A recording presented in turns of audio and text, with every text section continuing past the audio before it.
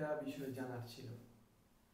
বিষয়টা হচ্ছে HSC pass করবার পর স্টুডেন্ট ভিসায় কিভাবে জাপান যাওয়া যায়। আচ্ছা, স্টুডেন্ট ভিসা সম্পর্কে বলতে গেলে স্টুডেন্ট ভিসার কয়েকটা ধরন আছে।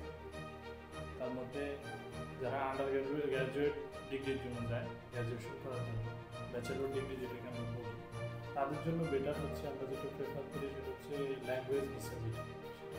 তো এতে করে আমরা যদি ভিসায় জাপান যাই সেক্ষেত্রে আমরা বাংলাদেশে একটা মিনিমাম লেভেল জাপানিজ ল্যাঙ্গুয়েজ শিখি এবং জাপান গিয়ে একটা অ্যাডভান্স লেভেল পর্যন্ত ল্যাঙ্গুয়েজ শেষ করে আমরা আমাদের ক্যারিয়ার অনুসারে কেউ যদি আমরা মাস্টার্স করতে চাই সে মাস্টার্সে যাইতে পারে এখান থেকে, কেউ যদি গ্র্যাজুয়েশন করতে চায় তাহলে সেই গ্র্যাজুয়েশনের জন্য অ্যাপ্লাই করে ইউনিভার্সিটিতে ভর্তি হতে পারে।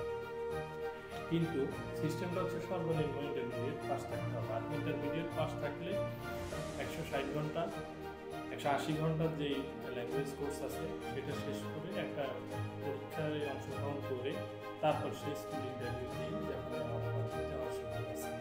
ঠিক আছে, তো এইভাবে যে প্রসেসটা N5 লেভেল যেটা আমরা বলি শেষ করার জন্য সেটাই 180 ঘন্টার যে বিষয়টা, এটা শেষ করে আপনি N5 দিয়ে জাপানে স্টুডেন্ট ভিসায় যেতে পারেন।